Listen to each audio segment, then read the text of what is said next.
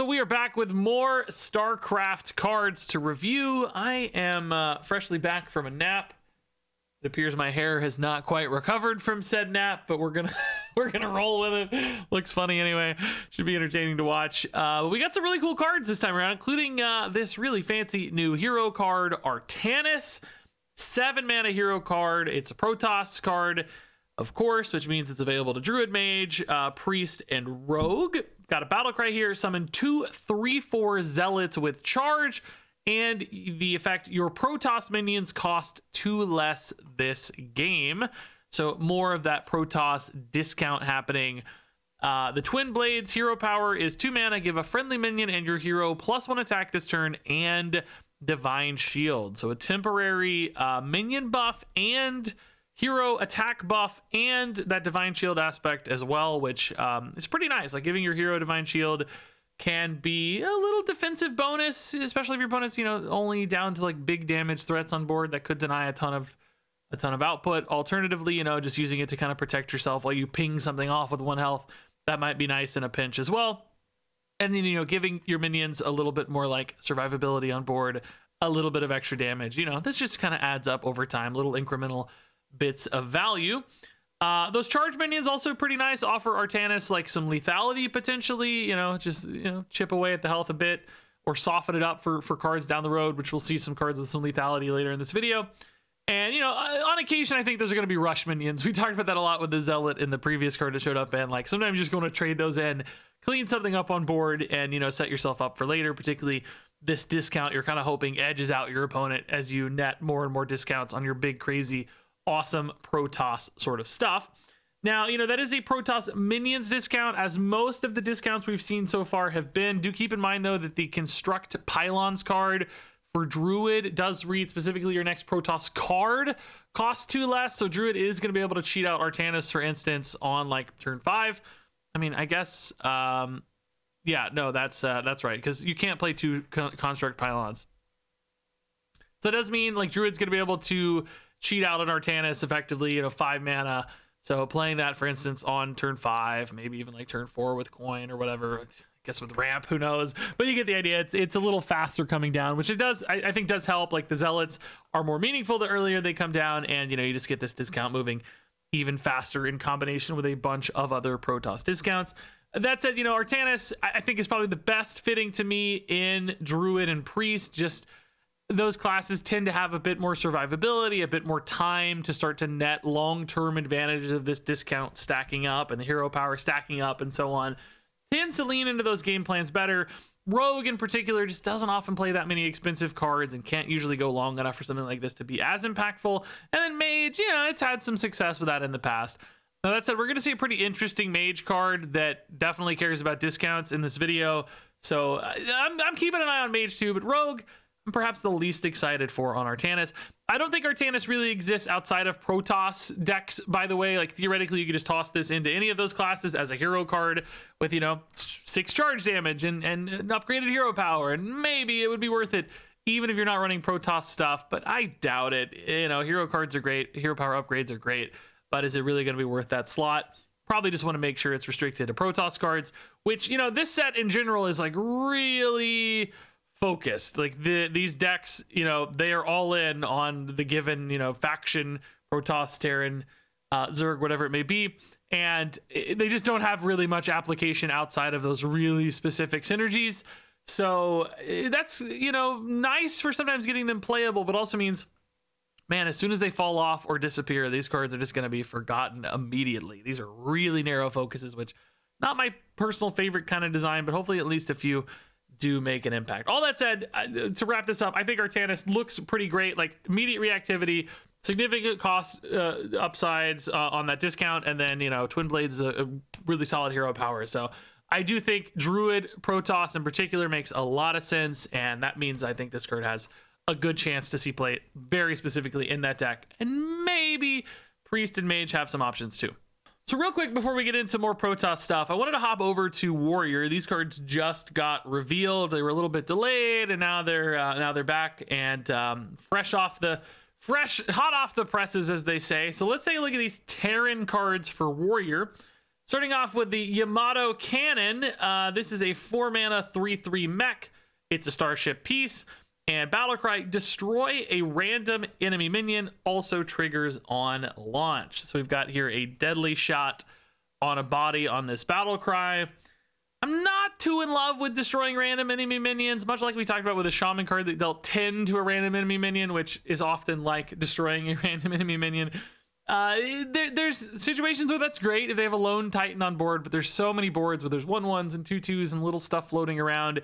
And it probably feels like this hit the wrong thing, or maybe just didn't make enough of a swing on board, and you're only getting a 3/3 out of it on your side as well. So I think there'll be a lot of scenarios this kind of feels hard to play, and your opponent's just whacking you with, you know, the other 3/3s that survived on board or whatever. And this feels like a pretty big mana commitment. Same thing is kind of true when this comes back as the Starship, right? Even with like multiple of these in the mix or other Starship stuff, there's like some little AoEs and things you might be able to weave in that help a little bit, where the big thing kind of gets isolated after the AoE clears up the little stuff. That's a possibility, but it's still just a big upfront commitment for this 4. And if you want 2 of them, you're at 8 mana spend. It's like, man, okay, that's a lot. Now we are going to have Starship discounts, of course. We've already seen some of those. This is now the Warrior version, and I do think this is actually a pretty great card. Concussive Shells, 1 mana spell, deal 2 damage and gain 2 armor. Like, that's not bad at all, right? Clean something a little up, gain a little bit of life along the way. This can also technically go face. It's a little freebie if there's nothing on board to hit. Just make sure you still get your discount in there. And then it discounts your Starship by 2, which is a nice discount, which you're going to need if your Starship piece is this expensive. Now, frankly, you don't have to use the cannon here. You could rely on the neutral Starship generating cards that we've seen for Terran, making all those little 2/1 starships, right? That might be the way to go if this does feel too expensive. It's going to feel weird to just not run every Terran card. So this might be one of those cards that gets run, but sometimes like sits in hand awkwardly as you just try to do faster, more reactive things. Because I do think this is going to feel clunky sometimes until those late game scenarios where the game has moved into a state where maybe there are big enough things that it feel like the payoff is there, or just singular big things where it feels like you finally have some targets where this is worth it. Which, you know, that might mean sometimes you weave this on 4 and you're disappointed and you hope for a better play when your Starship launches down the road, because, you know, suddenly that's the much cheaper side of it after all the discounts.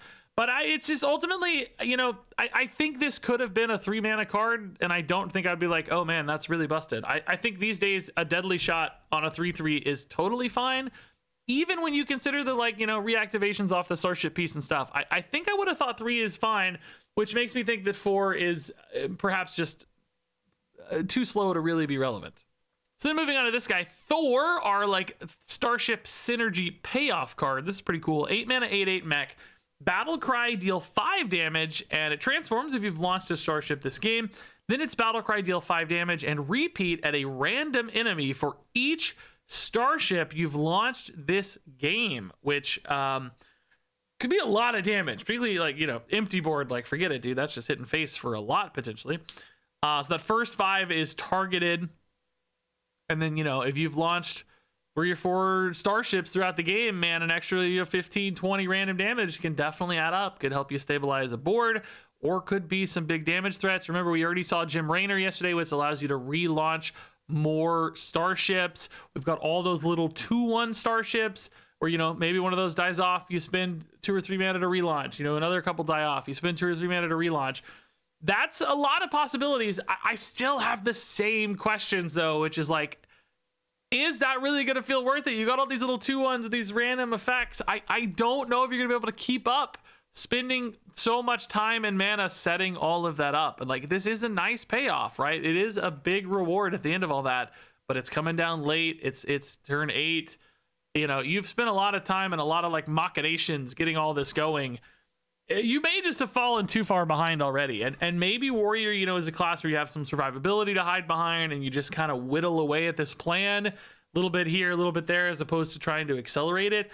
But then when you compare that, you know, to other game plans and win conditions available to Warrior, is this actually going to win out? Are you just better off playing old decks that do the same sort of plans faster? Like, is Odin Warrior just a better payoff than this for similar sorts of ideas?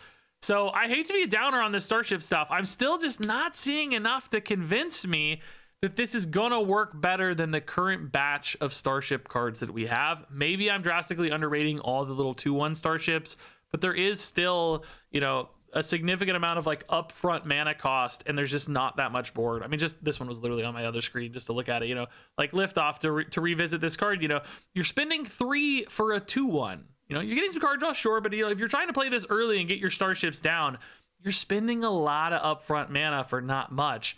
The recoveries off the Starships have to be decisive and significant, and they have to be sure to like stabilize boards and sometimes offer you health, which I don't think you're always going to get. So I am worried. I will say, you know, like the Arcanite Defense Crystal, the previous neutral Starship cards, fits better in Warrior and perhaps this more late game plan than it did, I think, either in Shaman or Paladin, which both seem to favor a little bit more aggression with their Starship pieces, or at least like the, you know, the Shaman's kind of in the middle, I'd say, but Paladin in particular was like really aggressive. Arcanite Defense Crystal didn't really seem like it helped that game plan much. I do see like, okay, maybe Arcanite Defense Crystal comes in, that's more armor, I'm relaunching that. There's something there. So I'm like tentatively more hopeful for Warrior than perhaps the other 2 Starship classes for Terran that we saw. Even though I don't actually really love this Starship piece itself all that much, I do think this looks like a really good card, and this at least has, you know, a big payoff. So moving back over to the Terran stuff here with the Priest cards that got revealed. This is crazy. Mothership is 12 mana, 10/10 mech with Taunt and Battle Cry and Death Rattle. Get 2 random Protoss minions. So you're getting 4 minions out of Mothership here. And do keep in mind that even though this will give you cards from other classes, because these aren't random Priest minions, there just aren't that many Protoss minions, right? Like there's just, you know, there's only 4 in the faction, and each one's getting like 1 or 2 minions basically. So the pool of stuff you're pulling from is quite small, which is usually great when you talk about these kinds of effects, discover random effects. You want small pools, and it's inherently synergistic, because we look here at like Sentry, it's the other Priest Protoss minion. You know, this is a card that's absolutely synergizing with Protoss stuff. So you're going to get cards that are very supportive of your game plan. We should probably just go ahead and look at the other Protoss minions we're going to look at in this video to give you some ideas. Colossus for Mage, another giant Protoss card. Deal 1 damage to all enemies twice, improved by Protoss spells you cast this game, which Priest will have at least, you know, some of those. And then where are my rogue cards? Here are the Protoss rogue cards. The High Templar, 6 mana Battlecry, deal 2 damage to all enemies, and the Dark Templar, stealth Battlecry, destroy an enemy minion. These also, if you play both Templars, or at least 2 Templars, you get the Archon. So you would want kind of both of these for rogue. The Archon is kind of like a big Ragnaros that always hits face and consecrates the enemy's boards, or let's say Holy Novas. It deals 2 damage to the enemy's board, whatever the case. You get the idea. So in other words, like, man, this is a big old pile of value and stuff you want. You're probably also just, of course, running a lot of Protoss discount things, Artanis, etc. So a lot of the cards you're going to get off this are going to be like free, or, you know, very easily played, maybe immediately off the Battle Cry. And, you know, the turn following this might just be super explosive as you play a lot of things. Now, the challenge, of course, is getting the Mothership itself down safely, because this is a 12 mana card. We, of course, know there are quite a few different ways to discount things. Getting this down to like 6 mana, for instance, seems fairly reasonable. Will you always do that by turn 6? No, but I think in the mid game, you're going to start eyeing your Mothership. And playing a 10/10 taunt on turn 6 or 7 is probably going to feel rather safe for Priest decks that also bundle in, you know, some control elements and some survivability, healing, etc. I think there will be windows to get this down. Normally, I'd say this is a card that's really hard to get down safely in time, but I kind of see that happening. And the fact that it has taunt gives you even more of that. It's baked into it. So then you start turning the corner really hard on all of these big swings from cheap Protoss minions that you're generating, which is pretty nuts. Do keep in mind, cards don't generate themselves these days. You won't get like Mothership chains, but there are going to be ways to copy your Protoss cards with this hallucination, a new 1 mana spell. Summon a copy of a friendly Protoss minion. It takes double damage. Might still easily be worth it on a 10/10, even if it's taking double damage. You know, still an annoying taunt to push through. still getting you a lot of death rattle value, etc. Or, you know, whatever you make a Templar or whatever, you can copy a Templar. Maybe you get, you know, you get your High Templar, your, is that what it's called? Archon, excuse me, Archon. No, actually, these do say play another Templar, not have another Templar. So maybe you have to play it from hand.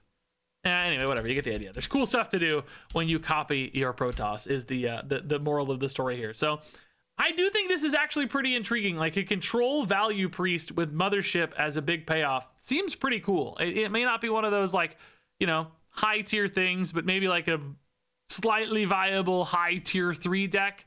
Seems like a path for this.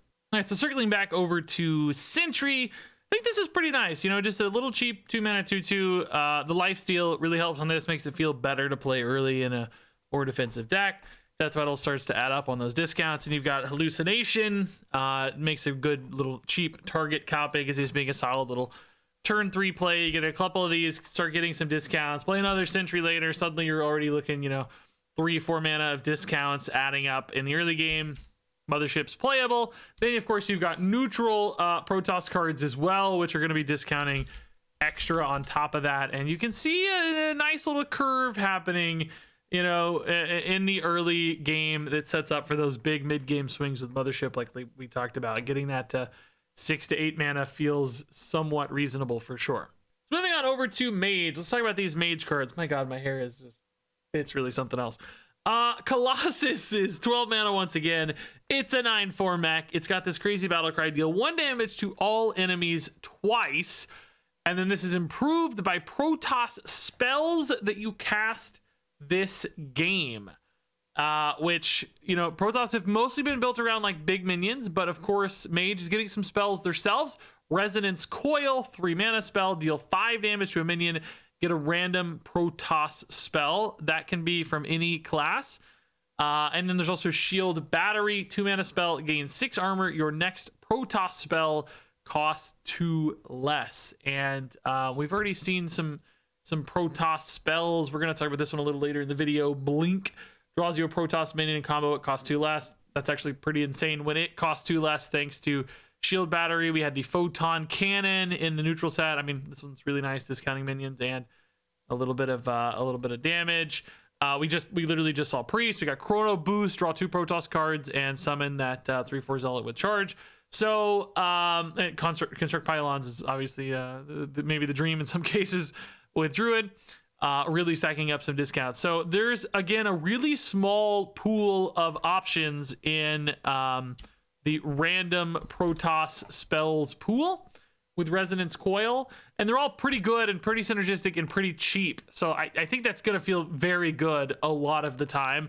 The deal 5 damage to a minion, you know, that's solid enough that you feel okay like killing a 3/3 on turn 3, and it still holds up in the mid to late game as well. It'll definitely have some utility with 4/4s and 5/5s and so on floating around, and then you can combine it with other stuff like that deal 3 to a minion Protoss card as well. So you can see yourself getting some pretty nice spells assembled, and some of them are going to be really cheap. You know, as soon as you get 1 construct Pylons in the mix, man, you are chaining some big improvements together to your Colossus. And you know, this actually scales really well per spell, right? It's dealing 1 damage to all enemies twice at a base.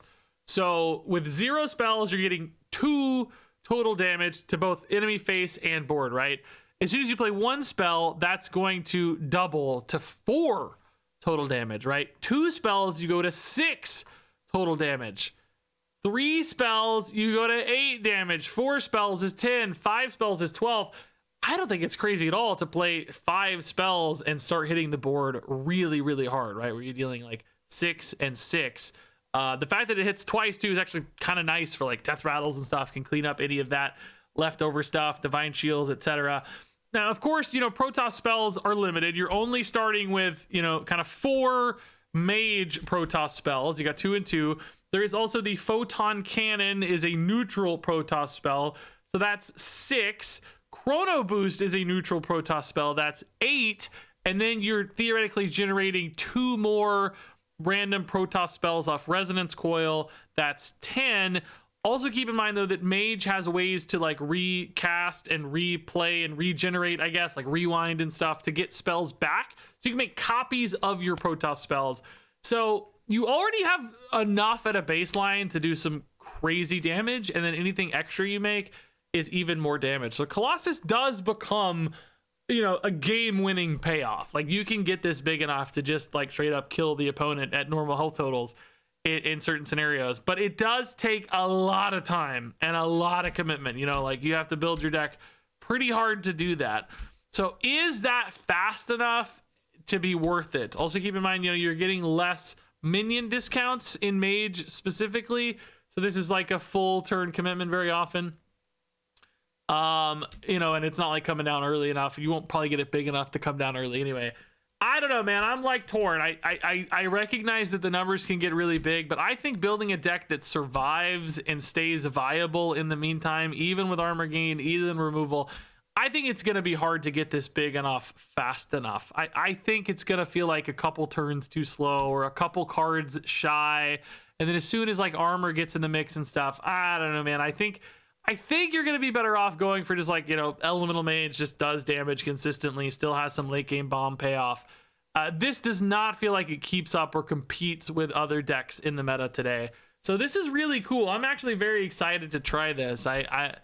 You know, I don't think it's impossible to get this to work. I just don't think it'll be consistent or fast enough to really be a meta force, if that makes sense. All right, so on over to Rogue and Protoss. This is High Templar. We looked at this earlier. 6 mana, 3/5 Battlecry, deal 2 damage to all enemies. Play another Templar to merge into an Archon. The Archon, 8 mana, 8. At the end of your turn, deal 8 damage to the enemy hero and 2 damage to their minions. So, pretty big damage output on the Archon, but nothing like crazy for the record. I mean, 8 damage is a lot, but a lot of ways to deal big 8 damage hits.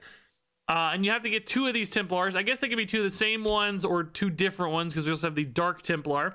6 mana, 5/3 this time. Stealth, Battlecry, destroy an enemy minion, which that's nice. It's targeted here instead of a random enemy minion. That I think makes this feel much, much nicer to play. High Templar also, you know, not bad to play at all. We know that these little, you know, board sweeps can be nice. I will say, though, that both of these do feel expensive for 6 mana at this stage. There's also a risk. It seems like you have to have both of these on board in order to merge into the Archon for that text to be active and for them to merge. So, you know, like, this has a decent health total, but not enough to stick around for multiple turns. And this has stealth, but at 3 health is still rather susceptible to a lot of like board clears, can clean that up. So you can't really rely on the stealth or the health to protect these.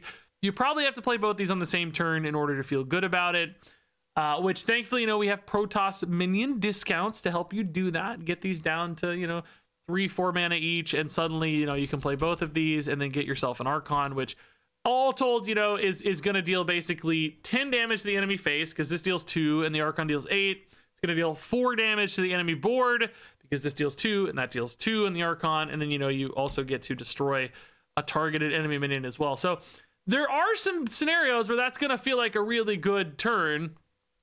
You know, both Templars into the Archon, big swing, clear the board, get face damage. I guess my question is, like, is it good enough to reward you for committing to a Protoss deck? And I guess just to look at the final card here we teased earlier too. Blink, 2 mana Protoss spell, draw a Protoss minion, combo, it costs 2 less. Again, another way to nicely discount your Templars. I don't really feel like I want to go super hard into Protoss just for the Archon. It's kind of, you know, again, you're putting in a little bit of work to get all this flowing and working. I don't even know if you really want to run stuff like Warp Gate. This again feels really, really slow for Rogue, just to kind of pay off these Templars. I'm not as convinced there. You know, Artanis is like, he's fine, you know, but again, only a couple things here to pay off. It doesn't feel like it's significantly game winning to me to assemble all this together, but I'll also say I actually think it is somewhat possible that you kind of run a lower commitment Protoss package. Maybe these become kind of a secondary package in your deck where you don't have the full set of Protoss stuff, just enough to get a couple of these going, you know, get them down to 4 or whatever each, and maybe that's okay. And you just kind of run these 3 cards. Maybe you still run Artanis, because why not? Maybe that 2 mana spell for Protoss. I'm sort of intrigued by that. There's also a way to tutor these cards out as well. So there's something there. Maybe this just goes in another deck that's drawing a lot of cards and has some other discounts and cycly rogue stuff. But I don't know if this competes with some of the high octane stuff that Rogue is already doing. I hate to keep saying that. I feel like I've said that for every class so far, pretty much. Like, is this competing with what's there now? But that's how it works. You know, it has to be better than what's already good, or it just doesn't make the cut. You know, it's not gonna, might get experimented with a little bit when it's new, but it has to be better. And I don't really see this pushing its way into the meta off the back of just these two Templars. They are fine. A little expensive at a base for Rogue, and then as you start to commit to discounting them, you're sort of eating away at your deck's integrity a little bit too much, which means the payoff has to be worth it. And is the Archon worth it? Solid, but it's not, again, like mind-blowing as far as I'm concerned. I also feel like these are a bit of a weird fit in Rogue. Like, the Dark Templar certainly makes sense, but the Archon and the High Templar do not feel like Rogue cards to me, but whatever, I don't know. So then finally here, we've got some Zerg cards to finish out this review. We got the Brood Queen, a new 3-mana neutral Zerg, 2/5. At the end of your turn, get a larva that transforms into random Zerg minions. You can see there the larva is a 1-mana 1/1, but of course it's going to transform into random Zerg stuff. That can be from any class, which is kind of fun. This, of course, available to Death Knight, Team Hunter, Hunter, and Warlock as a part of the Zerg. The Zerg stuff seems like it wants to be very aggressive, very quick on the board, you know, fast minion output, fast damage. I don't really like Brood Queen in that mix. I think this card feels pivoting more towards like value, and a 2/5 is just not a particularly aggressive development on turn 3. And, you know, if it lives multiple turns, it's generating more value, which is, you know, more Zerg, which you do want a lot of Zergs to go wide so far that we've seen. Like, you want to support wide boards. But you know, the Queen itself isn't really doing that. And, you know, it's sometimes hard to time the larva card that you get if it's changing every turn. You know, it just feels like, you know, it's setting up for much later, or setting up for mid-game boards, or like redevelopments in the mid-game, which I don't know if Zerg plans are going to work that well when you try to do that, when you've given up turn 3, when you should be developing a lot more. And then the later and later you play the Brood Queen, of course, the less likely she is to get multiple end of turns, which reduces her value.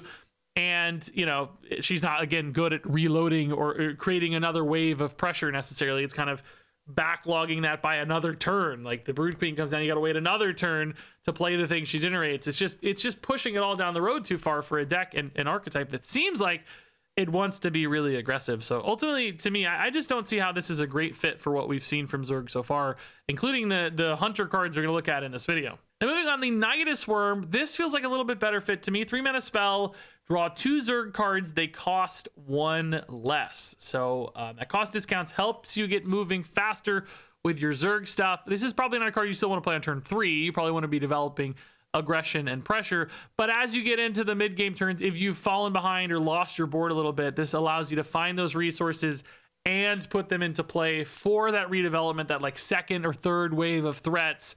It still works with Nidus Worm because you're getting that discount. It kind of lets you take another push or two in a kind of wide board token deck. Unlike Brood Queen, which said, you know, this is delayed, right? Like, this is all pushing it back. This one allows a little bit more instant push. Get 2 things right now, put them into play right now, and they're things you're excited about that are inherently aggressive, or summon, you know, tokens, or have some other bonus synergies.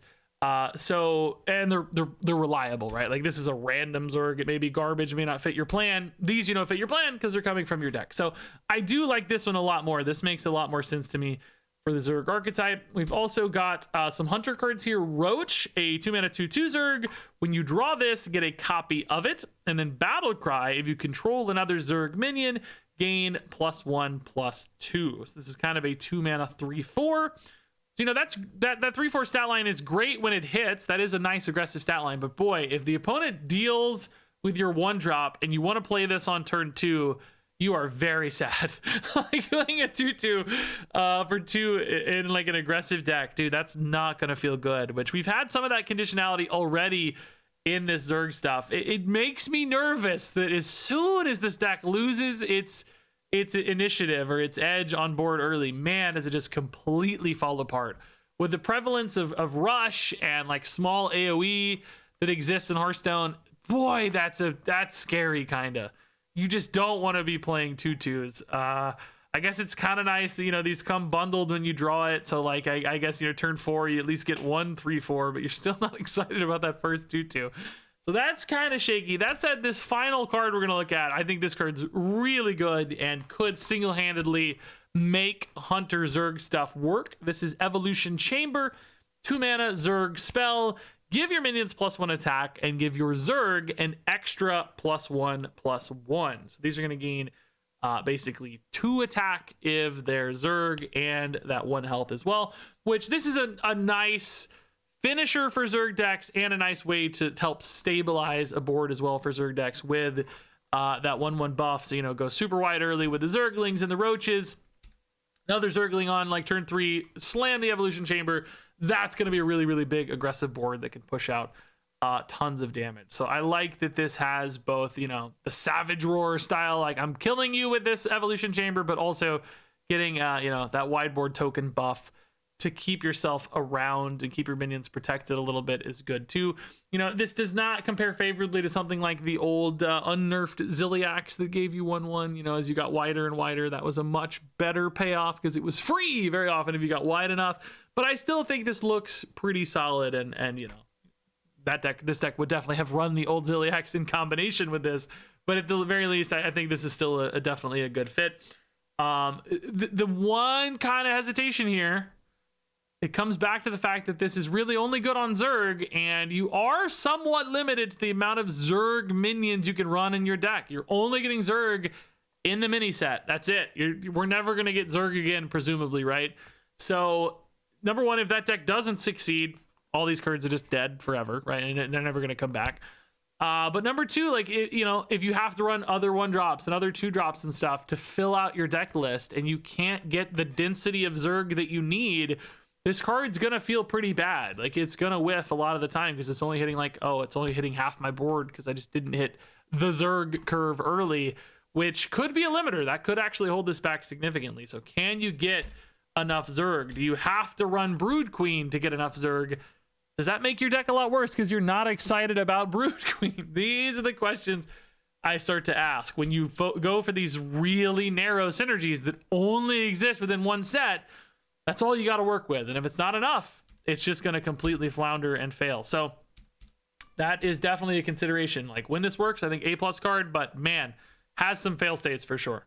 All right, so that said, let's go ahead and rate all these cards from 1 to 5 stars. Artanis is a 5-star card. Think Druid Protoss is going to be good. Yamato Cannon is a 3-star card. Concussive Shells is a 4-star card. Thor is a 3-star card. Mothership is a 4-star card. Sentry is a 3-star card. Hallucination is a 4-star card. Colossus is a 3-star card. Resonance Coil is a 2-star card. Shield Battery is a 3-star card. Brood Queen is a 1-star card. Nidus Worm is a 4-star card. Roach is a 3-star card. Evolution Chamber is a 3-star card. High Templar is a 2-star card. Dark Templar is a 3-star card. Blink is a 2-star card. Yeah, there you go. That's review number 3. I kind of feel a little tough on these cards, to be honest. I don't mean to be, but man, when you have these really, really narrow synergy decks, they just kind of have to work. And if they don't work, man, they don't work. And I think sometimes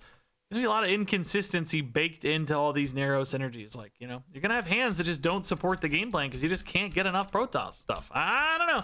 Curious if you guys agree with me on that. Like, do you see a problem there, both from a kind of design philosophy standpoint and also just from like a, you know, strength standpoint? Like, is it actually gonna hold these back? I'm very curious if you guys have the same fears there that I do. So share those thoughts down below. Thanks much as always for watching, and yeah, I'll see you around.